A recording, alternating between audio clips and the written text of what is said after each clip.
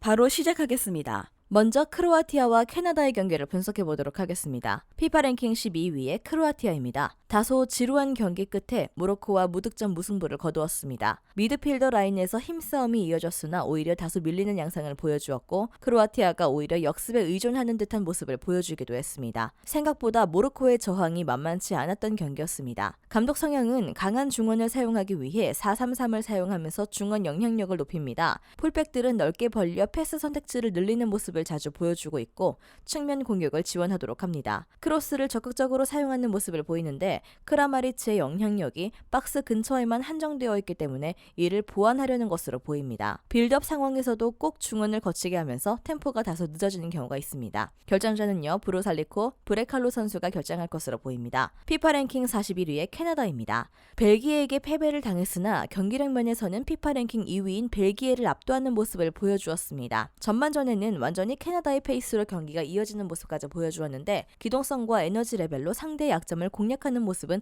고평가를 해줄 수 있을 것입니다. 감독 성향은 3백과 4백을 혼용하는 등 다양한 포메이션을 사용하는 모습을 보여줍니다. 지공과 속공에서 모두 장점을 보이는 팀이나 공격의 방식은 빠르게 공을 전진시키면서 기회를 만드는 방식입니다. 상대 수비가 흐트러진 틈을 잘 노리고 있는 편이고 측면에서 공을 전개하는 경우가 많은데 데이비스의 중앙 관여도를 높이기 위해 아데커비가 측면에서 전개를 담당하는 경우가 많습니다. 결정자는요, 헨리 선수가 결정할 것으로 보입니다. 크로아티아도 스쿼드의 노쇠화가 심한 상황이기 때문에 캐나다를 상대로 주력과 에너지 레벨에서 고전할 가능성이 높으며 1차전처럼 캐나다가 많은 찬스를 만들어 볼 수 있을 것입니다. 다만 중원 숫자 싸움에서는 크로아티아가 개인 기량과 전술 상성을 바탕으로 우세를 점할 가능성이 높고 캐나다의 높은 라인도 수비 시에는 리스크가 될 것입니다.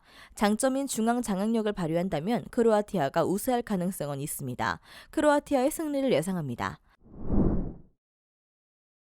마지막으로 스페인과 독일의 경기를 분석해 보도록 하겠습니다. 피파 랭킹 7위의 스페인입니다. 코스타리카를 7-0으로 대파하면서 스타트를 아주 좋게 끊었습니다. 노장인 알바, 부스케츠의 체력을 안배하는 모습을 보여주기도 했고 그동안 부진했던 득점력도 완벽하게 돌아온 모습을 보여주면서 골득실에서도 유리한 고지를 점한 상태입니다. 감독 성향은 기본적으로 중앙을 두텁게 쌓고 점유율을 확보하는 방식을 선호합니다. 공을 점유하고 있지 않을 때의 대처법도 꽤 좋은데 빠르게 역압박에 들어가면서 공을 탈취하는 모습을 자주 보여주는 모습입니다. 유로에서 경기당 역압박 횟수가 두 번째로 많았다는 점이 이를 증명합니다. 전방 자원의 영향력 때문에 소유권 확보에 고전하긴 하나 페란 토레스, 모라타가 지난 경기에서 모두 득점을 하면서 좋은 폼을 보여준 것은 상당한 호재입니다. 스쿼드 특성은 지난 경기에서는 미드필더 라인 선수들이 개인 기량에서 압도적으로 승리하면서 별다른 어려움이 없었으나 독일을 상대로는 중앙 라인에서 압도적인 점유율을 확보하기는 어려울 것입니다. 상대의 압박을 제대로 대처하지 못하다면 빌드업이 측면으로 흐를 가능성이 있는데 모라타가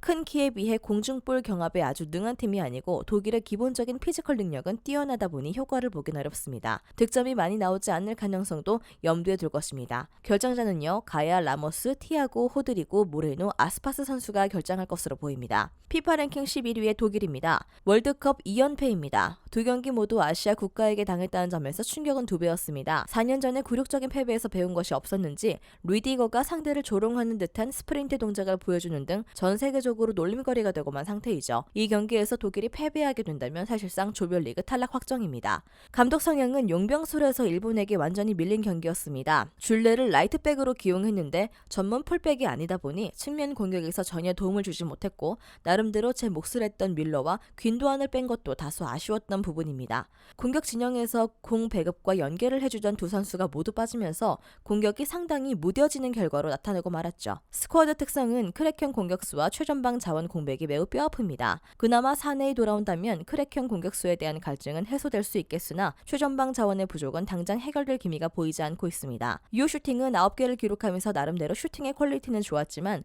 골로 들어간 것은 귄도안의 PK골 하나가 전부였습니다. 중원에서도 키미히 정도를 제외하면 공수 양면에서 기여할 수 있는 선수가 없는 상황이라 중앙 라인에서 키미히가 고전한다면 공수 양면으로 흔들릴 수 있을 것입니다.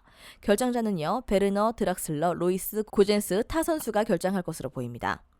지난 경기에서 전방 자원들의 결정력 문제가 상당히 나아졌음을 감안한 선택입니다. 독일의 경우에는 크랙형 공격수와 정통 넘버 9의 부재로 인해 공격 작업부터 원활하게 진행되지 않는 경우가 많았습니다. 승리팀 예측과 최종 조합픽은 고정 댓글에 나와 있는 정보방에서 제공해드리겠습니다. 영상에서 알려드리는 내용들은 모두 1차 분석 내용들이며 2차 분석과 최종 조합픽은 영상 하단 고정 댓글 링크로 문의 주시면 안내 도와드리도록 하겠습니다. 시청해주셔서 감사합니다. 아직도 혼자 분석하고 계신가요? 이슬TV 스포츠 정보방에서는 실시간 스포츠 커넥션을 통한 소통하는 관리 시스템으로 확실한 수익을 전해드리고 있습니다. 정보방 입장 조건은 없으며 일반인들은 쉽게 접할 수 없는 배당 흐름 분석, 모든 경기 라인업과 결장자, 마지막으로 분석 모델링을 통한 최종 조합픽까지 무료로 제공해드리고 있습니다. 물론 마음에 안 들면 둘러보시고 나가셔도 됩니다. 혼자 하면 단기간으로 수익을 볼 수도 있겠지만 함께 하면 장기간으로 꾸준한 수익이 가능합니다. 정보방 무료 참여하시고 꾸준한 수익을 원하시는 분들은 영상 고정 댓글 링크로 문의 주시면 안내 도와드리겠습니다. 늦지 않았습니다. 함께 합시다.